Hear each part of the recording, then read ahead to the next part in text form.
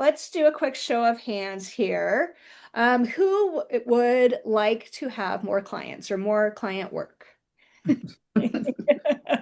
Linda's like, I'm so busy, I don't need any more. I love it. Okay. So I'm gonna be honest with you, it has been a hard year for a lot of freelancers. So if you are struggling right now, please know that you are not alone. There's a lot going on. There's a lot of factors. We can chalk it up to AI, we can chalk it up to politics or geopolitics, the economy. We're not talking any of that today because that's not what this group is about. But there are Yeah. a lot of factors going on right now that can very much have an impact on our livelihoods, unfortunately. So just know you're not alone. I'm hearing from a lot of people in that regard. Um, Today, we're going to talk about ways that you can prospect, how to try and find clients, how to try and keep the work flowing, and hopefully get you to a point where you're not like sitting there biting your nails, worried where the next gig is coming in from. That's the whole idea. Oftentimes, it's not even about finding new clients, it's about existing clients or past clients and kind of knocking on their doors as well. So we have to keep that in mind. Okay. So I did a poll in the group not too long ago about where people were prospecting or what's worked for them in the past. I don't know if anybody here filled out that poll, but the results came back that 54% of the people were finding work through referrals and word of mouth. And I found that telling. Okay. 36% was through networking and through groups such as this or the Freelance Exchange of Kansas City. And 9% were finding good results through content marketing, whether that be social media or blogs or videos. And then the other choices on the list were cold outreach. So think emails, direct messages, phone calls. Cold outreach is with people whom you don't know already. And then job boards and marketplaces. And nobody selected either of those two. So this is designed to be a roundtable discussion today, so I want to open up the floor. What all have you all tried, and what has worked?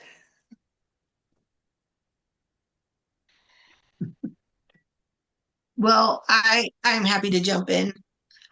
When so I've been in business for a little over 4 years, and one of the things that I did was I didn't take any clients with me when I left the agency world, but I took all my contacts. So I reached out to former coworkers, let them know what I was doing. I reached out to former clients, not prospecting them per se, just saying, "Hey, this is where I'm at. This is where you can reach me." And that started conversations. And it took a while to start getting some introductions, but that is how I got my first client. It's just starting there with people I already knew, people who knew me, knew capabilities, but that's how I got my first client. Great. Now, Linda, you said you've been really busy. What's been working for you? I started my business many years ago, 30, and I've had, 10 employees. I'm now down to me and vendors, which I love. I've always been out shaking hands, meeting people, and I have a friend that I have known for almost since I've been in business. And every year about this time, I go, I am so busy. And he says, well, it's because all summer you were out and about shaking hands and kissing babies. And it's just what happens. And then I get busy and I love this time of year and I'd rather not quite be as busy, but I'm not saying anything bad about it. It's good. So it for me, it's a matter of being seen and heard and showing results. I'm in some networking groups still, and I get business from those groups. But I do a lot of SEO work and it's been quite successful. So people are jumping on board. I mean, people want to buy, um, they buy out of pain. They don't buy when things are going well. So we have to kind of sometimes show them their pain. Um, website's a brochure unless it's being found. So, how do you get found if that's all you're going to do? Because everybody, as Julie said earlier, when we first talking, she and I, everybody does this differently, and all my clients do it differently. Some of them never want to leave their offices. So we're heavy duty into SEO and postings and all kinds of emails, direct marketing, direct mail still works, guys. That's kind of what I do. It's just out and about and being seen. Great. It's a numbers game. Yeah. Yeah. I bet. And I think too, there's some truth to that old adage of it's all in who you know, right? Mhm. And people like to work with and refer those whom they know, like, and trust. Like we hear this time and time again, right? But we've got to Yeah. put it into practice. So Mhm. great feedback. Anybody else have anything to share before I move on? Yeah, Angie. Mine has been a combination. My first client was a former colleague, um, who reached out via DM on LinkedIn, but she reached out because I had posted on LinkedIn that I had recently finished a SEMrush certification.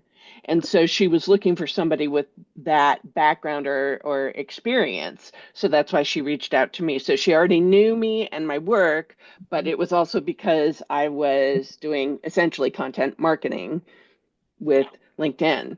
And then another client was because I will be speaking at KCIABC, International Association of Business Communicators, so a professional organization. And she saw my name in the newsletter and reached out to me for that. So public speaking is also another channel for getting clients. Yeah, absolutely. Absolutely. One thing I want to remind you all is sometimes, when people say, because I hear it all the time, oh, I don't get any work from social media, for example, right? And I have to remind them that it's all part of the sales funnel, right? So I'm going to share real quick a graphic that I put together for one of our meetups about a sales funnel, right? And so a lot of times social media falls into this awareness stage where people are just learning about us. Maybe they're starting to follow us, whatever the case may be. But the goal is to move them through the funnel, right? So they end up buying from us. So what's that? Yes, okay. So let's remember that all of these things come into play. So yes, social media, yes, email marketing, yes, public speaking, whatever it is that you feel comfortable with, networking, right? Volunteering, all of those things, they all play into this, but the goal is to really get people to know, like, and trust you so they end up purchasing from you in the end. Okay. Okay, good stuff. Okay, other ideas. Who's done anybody done requests for proposals, done RFPs? Never. Kelly, yeah. How, yeah, Whitney, good. What's been your experience? I just finished my first one, so I I've been told it was a relatively easy one, but my experience has been pretty good just because I've had a lot of support from people that have done them before, Mhm. but I've heard that they can be pretty hard. Kelly? I have not had a good experience with them. They tend to be I'm concerned. kind of a time and money suck, to be honest with you. And I don't do them anymore. I've been asked to submit on a couple of big ones, and I won't spend the time on them. I think that's fair. I think it depends a lot on the project and the opportunity and yeah, how much time it's going to take to put together the RFP and all of those things. And nobody wants to not get paid for all that time and energy you're putting into it. So I totally get it. I think, as we mentioned before, warm outreach is really a good way to go. Targeting people whom you already know or whom are already aware of you. They're in your network some way, somehow. You're connected to them somehow, or maybe you have a friend who's connected to them, right? Or a colleague who's connected to them. What about past clients? Who's reached out to past clients and had success there? Nobody. I've been Define thinking about it, success. but I haven't done it yet. Kelly, did you say define success? Yeah. Well, I mean, I reached out to some of my former clients because we just had a great relationship and they were good people and I'd love to work with them again. But, I'm of the opinion where, if it's not broke, I'm not looking to try and fix it. They were happy with the agency, but I did reach out to them. I was like, if you know of anyone, There you go. who are like you, because I like you. So let's work, find other people that are like each other that let's work together on. So that's the only way I reached out to them. I think too, like, I think of some of the accounts that I've worked on in the past and the clients I've worked for, oftentimes, sometimes you get put on retainer and sometimes you have a long ongoing project, but more often than not, there's like one-off projects, right? And so you think, okay, how can I go back to those people, get in front of them again and let them know that I'm still here to help them, whether it's, what you provided before, the service you provided before, or maybe you offer a different service, right? Or maybe, for example, you write in a different medium, right? So I think maybe that's a tactic that we could use as well, is like repositioning things. Like, did you know I not only write websites, I also do brochures and press releases and whatever else that you do. And then also maybe, playing problem solver. I think that is good. Hey, I know you do this, but are you also doing this, that, and the other? Like pointing out things like that they could be doing better if they hired you to help them, right? I think that's a really good point, Julie, because sometimes if they've hired you for one thing, they have tunnel vision and oh, I didn't know. I was in a group for years, and I'd say it's, I did websites, and this person always used me for something else. And one day she said, "Oh my God, you do websites." I've been saying it for 5 years, and just she wasn't ready to hear it apparently. So, and someone told me this, that we get tired of it before they do. So you may be thinking you're repeating yourself over and over and over again. That comes with any kind of advertising, marketing. But we get tired of hearing it before somebody else does, because they're hearing what they need to hear, not what we would like for them to hear in all cases. And that saved me a few times of feeling like I was bugging someone, but no, they truly weren't hearing it until they were ready to. Right. And even if you share like on social media or in your email marketing that you do these other things, like they may not be paying attention or maybe they Mhm. didn't see it. Yeah. So yeah, to your point, I think it's important to get in front of them. Yeah. Um, so leveraging your existing network, I think that's like a gold mine right there, and we've got to think of it too as not just like who's going to be a potential client, but who could be a potential referral partner, right? Mhm. Mhm. Um, like Kelly and I do very different things, right? But that doesn't mean that I can't pull her in for a project if I need to, or I can't refer her if my client needs her kind of expertise. So I think that's important too. What about relationship marketing? Have you all do you know what this is? Yes, no? Oh, no. It's okay. So I relationship know what a relationship is, but relationship marketing, no, I don't get it. So it's essentially what it sounds like. You're building a relationship with somebody whom you want to do work with, right? Or work for. So think about, let's say you've got somebody who's on your radar, and you definitely want to work with their company, their agency, whatever it is. Um, Invite them to lunch, right? Invite them for coffee or for happy hour or whatever floats your boat. Like, and that's how you like try nurturing that relationship.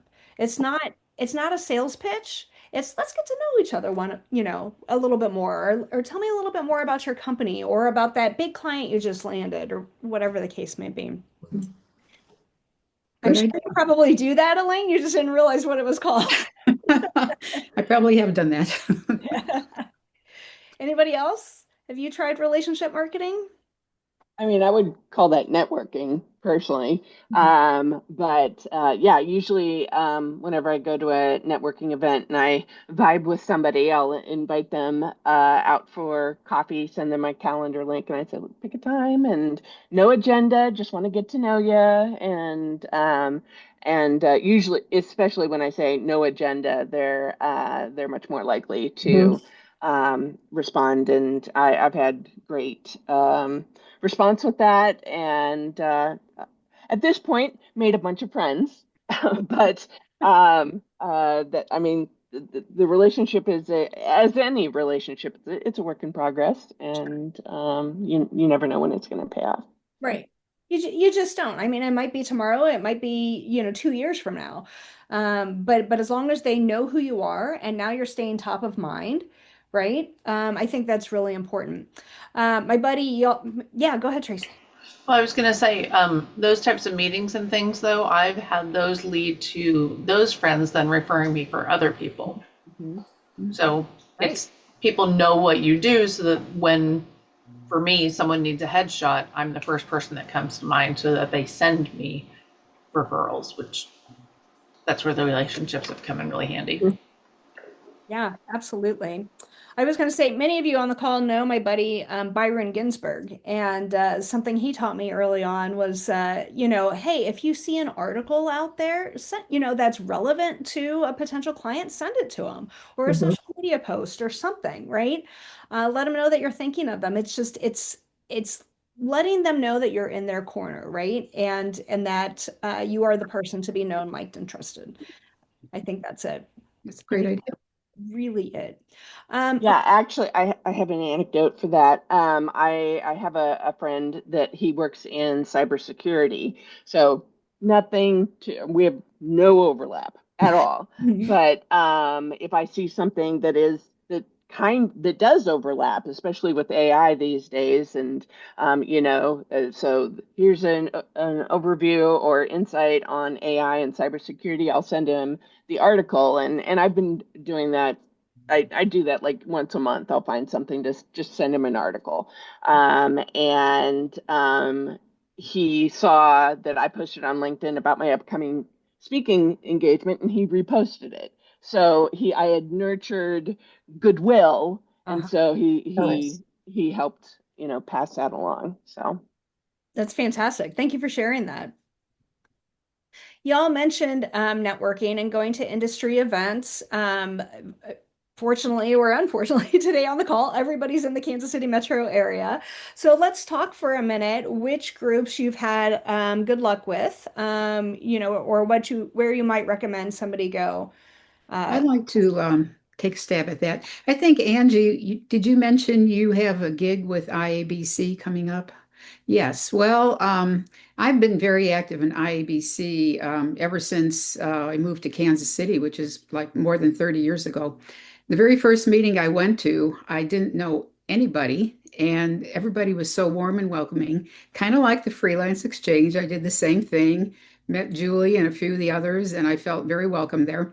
But seriously, all of my business up until the time I got the contract with the government was through IABC, Hmm. mostly through board members that I worked with because I put my all into my board positions and they were pretty demanding. I was VP of communications for a couple of years, and then I did the website for a couple of years while we had a just disaster. Our website went down. We had a local contractor.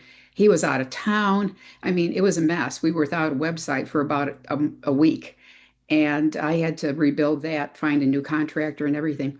But just because I had a good reputation as being a hard worker, unpaid, mhm. I got all kinds of offers, more than I could really handle. I was referring other friends. So IABC really is a great group. It's much smaller than it used to be, but it's still very active and it's a good way to network. Well, I have the floor and then I'll shut up. There's another group called the Foundership, and they just had, were you there yesterday, Angie? I was there too. We didn't get to talk, but I thought I recognized you and your name. But it's run by a woman named Maggie Gelski, Gelski, and it is for women founders, people exactly like us right here on this call. And she doesn't charge anything for to join. There's no official membership kind of thing, but she does these monthly meetings, and then there's these quarterly networking things. She does charge a little overhead. There's a little fee to attend because she's got to rent the venue and all that. But they're very worthwhile. And the difference there is, like here, we're all communicators in some way or another. But there's people with all kinds of businesses there. And some of them are looking for help with communications because they're overwhelmed and don't know how to handle it. So, so far, nothing's really come to, a contract for me with one of those.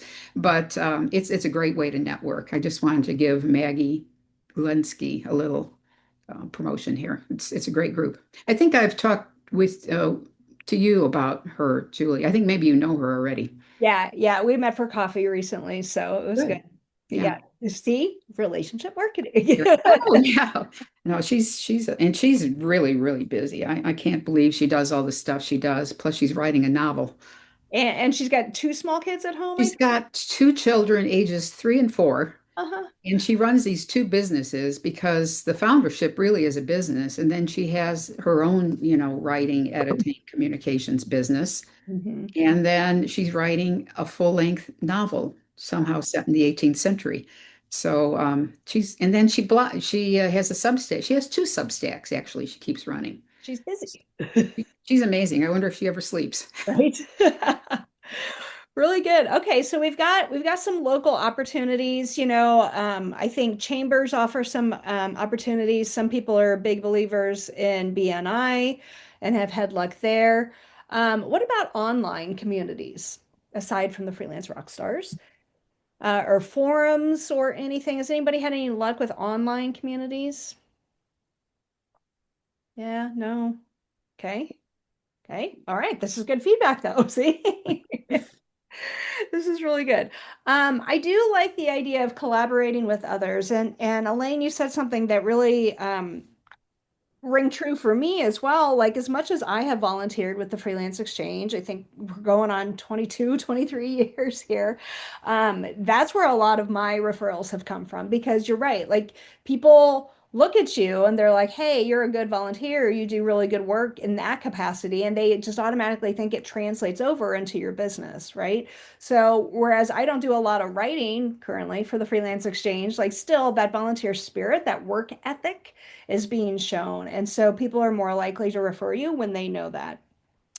But I think there's some really good stuff in there, like to be said for collaboration. So again, like Kelly, I don't know about you, but being at the helm of the Freelance Exchange, oftentimes I get people coming to me saying, who do you recommend for this, that, and the other? And you know who's top of mind are my fellow board members, the people who are right there because I see them and talk to them most every single day, right? Or I see them on Slack every single day. And it, I mean, as much as you want to refer the correct person and the right person for the job, those are the people who are top of mind for me, right? Or the people who I see who are active, at our freelance exchange events. Like Angie, you show up quite a bit, right? I see you. Kelly, you show up, right? I see you. Like those people inevitably are top of mind. So I think there's some good stuff there. And again, remember, you're not necessarily going to network with your competition because I hear that quite a bit. Those people are, I call it co-opetition. Even if they do the same thing, everybody's got a different style. Everybody has a different flavor of doing things. I think there's enough room for everybody. Would y'all agree there? I agree. Okay. Yep.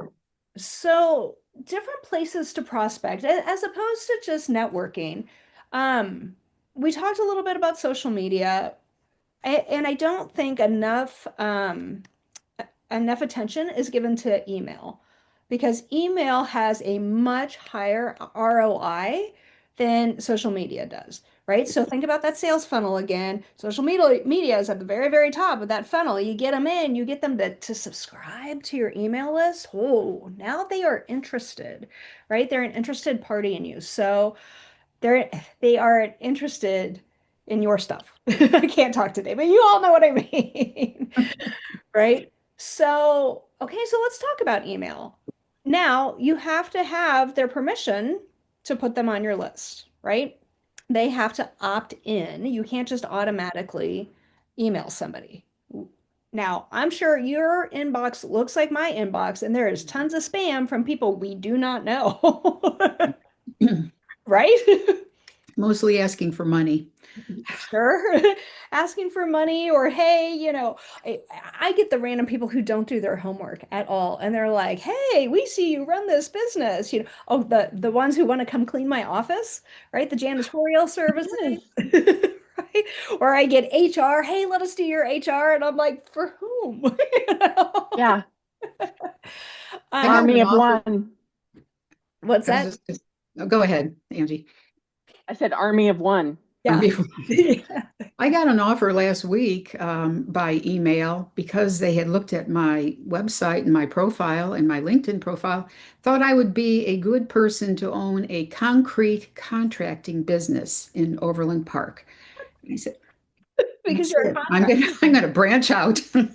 It's just wasted effort on their time. I mean, even if they're blasting it out and without, strategy, obviously, but yeah, it's just wasted effort. Why do that? It It is. just gave me a good laugh. Well, Yeah. sure. And I mean, do you think it's doing anything for their reputation? You know, it's tanking No. anything, right? So, I mean, I think that's like a good lesson to learn, right? Like, don't spam people. Don't, just randomly show up in their inbox. I think there's so much to that. So, if you can get an email subscription going on where people opt in, I think that's great. And then you reach out every so often, whether it's weekly or monthly or quarterly, whatever feels right to you. I think that's really good. Now, if you already know somebody, again, don't just automatically add them to your newsletter. However, there's nothing that says you can't email them one-on-one, not one to many, right? One-on-one, and say, hey, Angie, it was great meeting you last week. I'd love to do coffee, right? There's no reason why you can't do that. That does not go against the anti-spam laws, right? Who here currently has an email newsletter that they're using? Okay, so a handful of you. Okay. And how often would you say you're emailing your contact list? Kelly's laughing. Unpredictably. Unpredictable. Okay. That's hey, got to start somewhere, Tracy. I kind of second Angie. I try to do it monthly, but there's no, party of one. So Right. It's hard. And Kelly, you raised your hand. So I had a designer help me set mine up to where you gather them up on my website. I got the template together. She showed me how to use it, and I was like, "Great! I'm gonna launch this thing." Well, that been over a year ago. And you have people on your list? I have people on my list. Okay. I'm kind of embarrassed because I was like, "This is what's not to do." This is. I was like, I have to.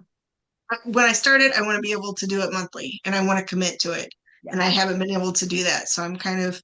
It's ironic that you say that because I started putting my content together so that I would have my first 4 months put together. And then I knew if I slipped a little bit, I had a little bit of a cushion. So that's what I'm currently working on. Maybe that could be even a topic for a future session is, getting over the hump of things that you need to do. Mhm. You've got this back burner list. How do you reprioritize it? How do you remotivate yourself and get on track with? And while we're at it, how do you lose weight? How do you get to the gym? And so, I mean, all the other things that are I know I should be doing it, but I'm not. I love that. I love that. Well, Kelly, you're not alone. I mean, this happens to the best of us. I had a list going for the longest time and didn't utilize it myself. I'm always the first one to say that I haven't always been a freelance rock star. Yet I try to live up to that moniker today that people have given me, because I have learned to take little baby steps and build habits, right, to get me to where I am today. And so today I am emailing my list monthly. And then those of you who are in the Rockstars group get an extra added bonus because you get the reminder for the meetup. So there's 2 emails that go out, but one's super easy. Um, I do emails for a client, pretty big client, do one on Monday and one on Friday every week. And then another client do one every Wednesday. And they get requests for people wanting to sign up for the newsletters. I think the one on Wednesday, we're just doing a couple articles. The one on Monday and Fridays are much more extensive. I think sometimes we think newsletter and we think multiple items.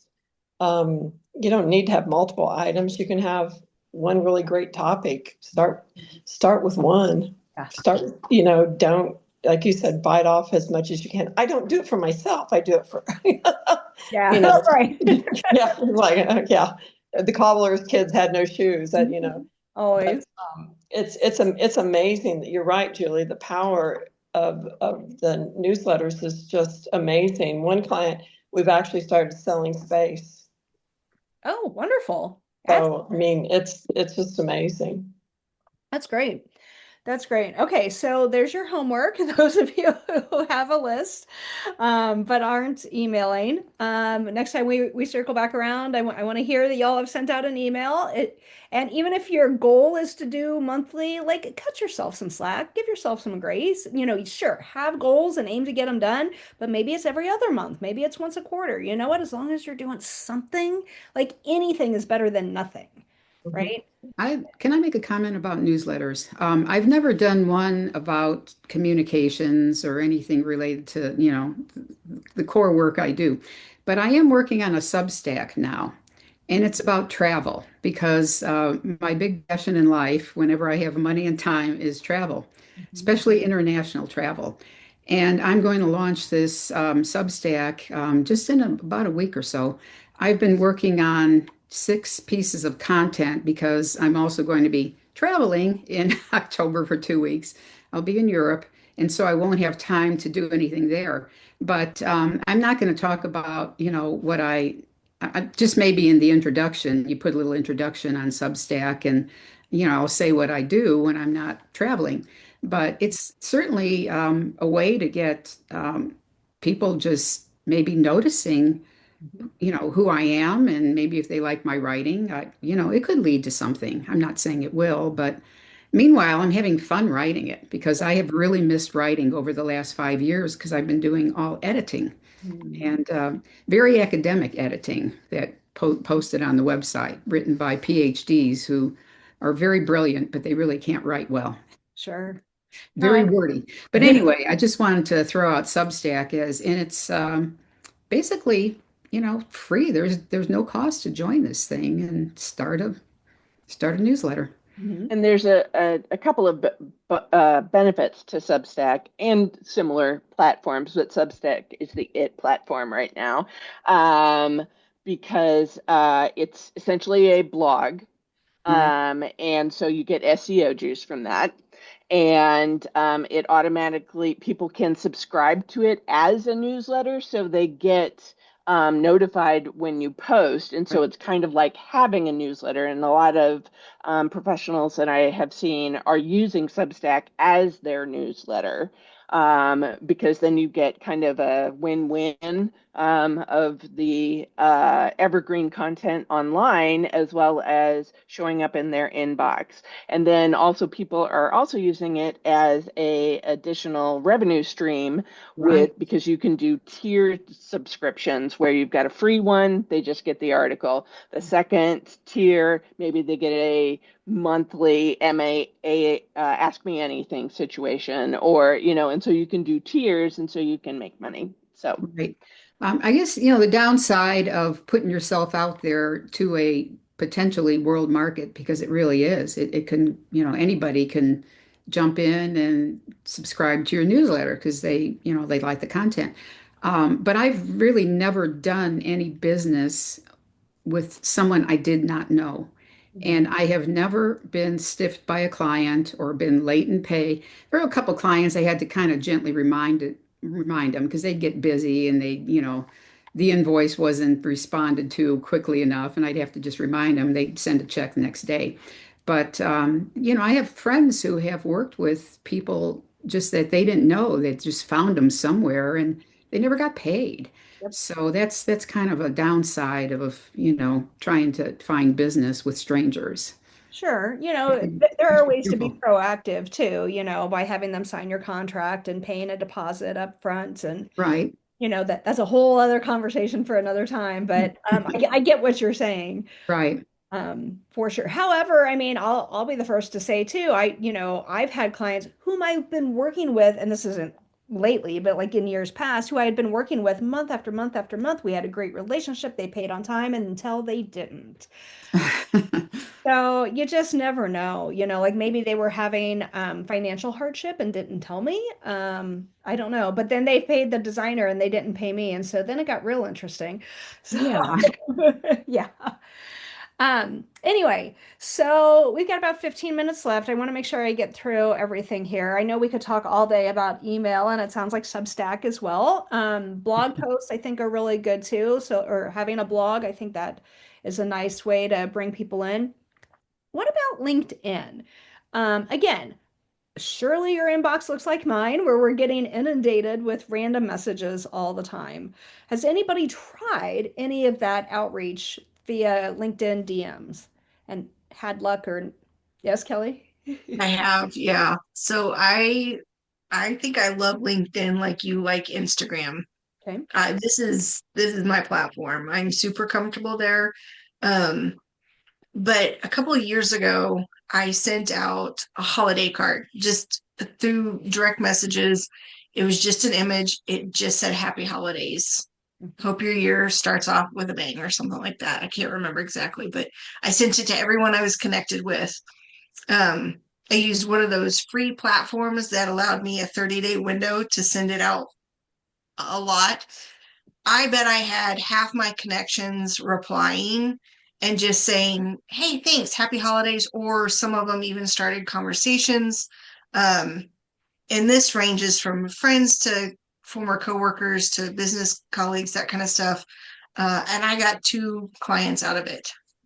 Great. So it was just me wishing everyone a happy holidays. It was very simple. It didn't cost me hardly anything except for to create the graphic. Um, so, I mean, that to me is very successful. And I was telling a real estate client about it. He's like, oh, well, I want to try it. Gangbusters for him. So I think if you have the right connections, I think it can work as long as the message is simple. Don't ask for anything. Just Yeah. basically say hi. Good idea. I love that idea. That's great. Thanks for sharing, Kelly. And I love how it wasn't salesy. Mhm. Because we all get that, like immediately as soon as you connect with somebody, you accept the connection request, there they are sliding into your inbox like, hey, let's book a call, right? Let's do this, let's do that. And again, I get tried to sell people try to sell me things that have nothing to do with me or my business, right? That don't make sense. Um, so I think there's lessons there too, because there's people use automated systems on LinkedIn too, right? And they send the same exact message to every single person. And again, I don't know if anybody here has any experience using something like that, but when I receive it, like I can tell, you know, right? Or the people are like, hey, I see you work at Julie Cortez Freelance Rockstar, and we have the perfect solution for you. And I'm like, did you look at my LinkedIn profile? No, because I would have gotten a notification about that. Did you look at my website? No, because this is not targeted towards me, right? So, okay. What about trade shows, exhibiting and trade shows? No, no, nobody's done it or nobody's had luck with it. I've had clients have luck with it, but I've never, yeah, I do trade shows for clients all the time, but not for me. Okay. Angie, I saw you come off mute. Did you have something to share? Well, I was thinking about it. I mean, I did it in a previous life for a previous role, and they were helpful. I um, led seminars at trade shows, and so that gives you again that goes back to the public speaking, and that was successful for me. Um, but I was going to mention the Freelance Exchange portfolio showcase. I mean, it's not a trade show, but that would be a good way to also show off your goods. Yeah, that's coming up in November. We actually rebranded it. It's now called the Member Showcase because we have Okay. many people in our organization who aren't typical creative types and don't have a portfolio, right? So Kelly, for example, could have a booth or a table, and she could have signage and she could hand out cards and brochures and shake hands and whatever, right? So yes, absolutely. That's a great opportunity to get work locally. I know also some people will do like the Greater Kansas City Chamber of Commerce Top 100 Small Business. That expo, that's been really successful for some people. Even if you don't exhibit there, going to the event and going around and shaking hands has been really helpful. I remember when I was young and fresh with my freelancing career, which I've done almost 30 years myself, Linda. Yeah. But I used to go to that event and I would just write my name, Julie Cortez, copywriter, and I would walk around and I couldn't tell you how many people would be like, "Oh, you're a copywriter? We need a copywriter." I'm like, "Oh, you know what that is? Okay, cool."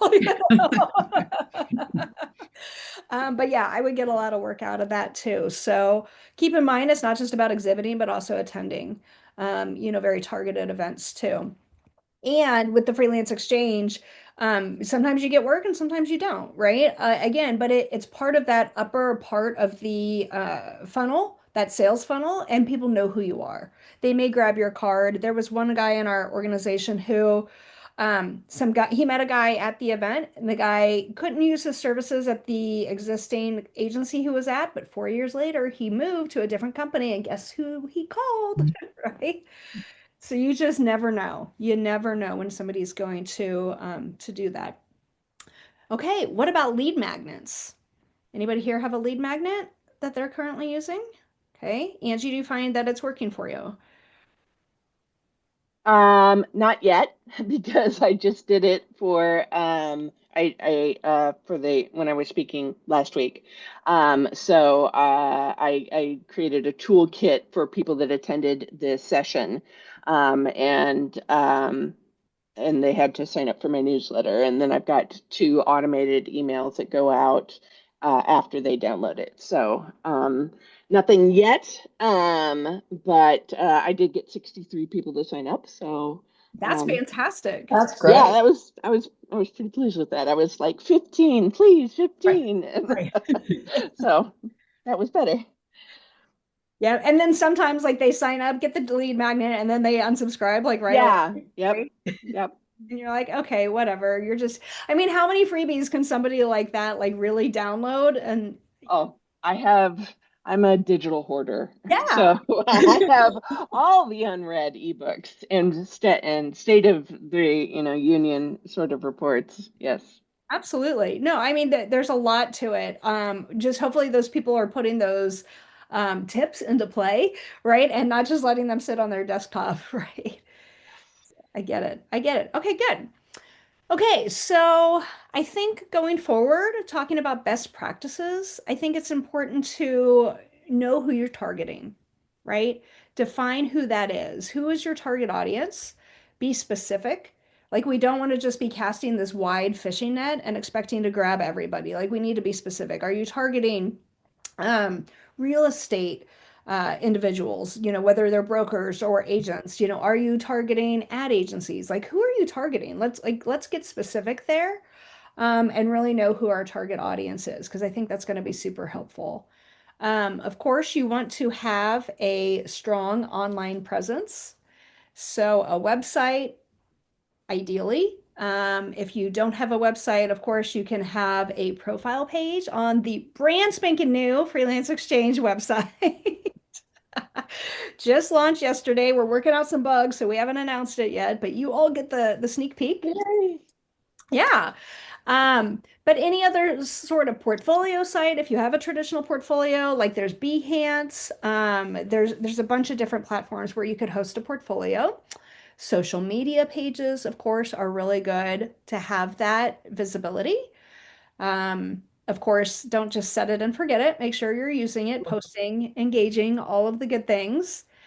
Optimizing for SEO. Any SEO specialists on the call? I do a lot of SEO. Yeah. Right? Right there. What about even a Google business page? Very important for SEO. So social media is important for SEO. So right? What other suggestions do you all have for having a strong online presence? Make changes to your website. Don't make it a brochure. Google likes changes, so you need to be adding changes. That's why blogs are so good. But as copywriters might love me, don't use AI for all your copywriting because Google also knows when AI is there. So, I'm speaking to the professionals here. They know what to do. It's just really important to get your keywords and your content down pat, but it all ties together with SEO.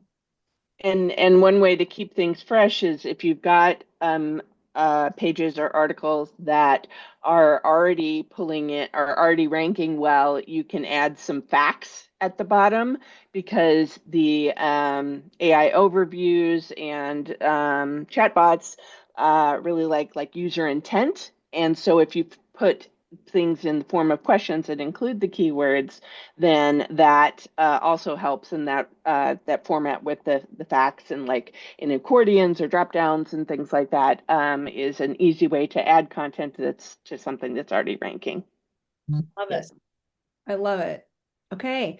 I know we just talked about SEO and Google, but AI is becoming a search, right? Yes. So Mhm. what are ways that you can make sure that you're showing up in AI search results? I heard randomly the other day that that AI goes to Reddit and uses. I find that so alarming. Me too. I know. I'm like, I that do is too. not I'm where I hoping that's want. not the I case. would rather get my information from Wikipedia than I would from Reddit. Yeah, yeah, yeah, me too. Well, and Jim, Um, go ahead. Yeah, so Reddit and Quora. Quora is a little bit more of a professional vibe. So, and I mean, you don't have quite the cesspool of trolls, quite. Quora could be a place where you could start answering questions or, starting conversations and things like that. But yeah, Reddit, unfortunately, is uh, and I say unfortunate just because I don't find it to be a very welcoming place. Right. There are many, subreddits that do have helpful people and that just do want to help, but I wouldn't. Yeah. So anyway, Anyway. All right. Well, let's wrap this up. We've got about 3 minutes left here. So I think it's important to just put yourself out there, right? As hard as it is, push yourself to do the things that you know that you're supposed to be doing. If you need to schedule those ahead of time, please do. Set a timer, whatever the case may be, an alarm maybe put in your calendar, all of those things. Remember to nurture your relationships, existing relationships, any other connections, I think is super helpful. And then also, we didn't get to this, but keep track of things, right? Like a lot of people will use a CRM to keep track of their touch points, or you could simply use an Excel spreadsheet or a Google sheet, anything where you can just track, hey, I met with Kelly for lunch, on this date, and this is what we talked about, and I said I would follow up on this, or here's an idea, I'm going to send her this article because it's applicable to her business, right?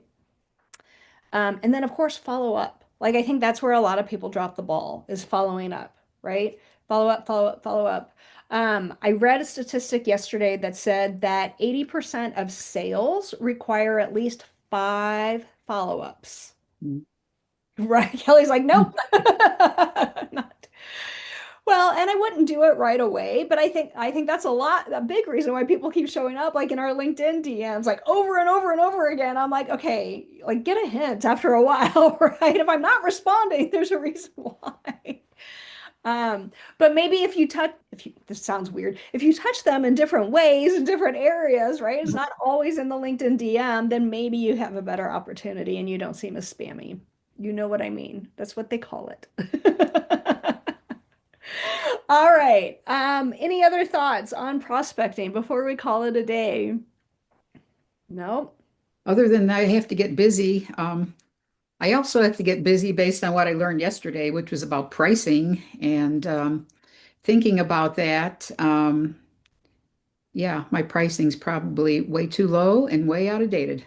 Time to express your value and get paid what you're worth, right? Yes, that was a message yesterday. Good, good. I'm glad to hear it. All right, y'all. Well, thank you so much for coming. Wait, before you leave, let me get a picture. Oh, we lost Tracy. Whitney, I guess we're getting your headshot. All right, everybody look at the camera. And I'm going to take two because I always close my eyes. Oh, she was there. There she is. All right, yay. Okay, look at the camera. 1, 2, and 3. And we'll do one more. I'm glad I remembered. I'll have to do a little not pictured for Tracy. Okay, 1, 2, and I'm throwing up the horns. 3. Okay. Thank you so much for coming today. If you all need anything, if you want to talk about your prospecting, remember I am available for one-on-one coaching, or we can do a simple power hour as well. Next month, we are going to be talking about health insurance because the marketplace opens back up here shortly. And I know there's been a lot of interest in that. So anyway, thank you so much. Have a great rest Thank of your you. Thanks, Julie and everybody. It was great chatting with you. Thank you. Thank you. Take care.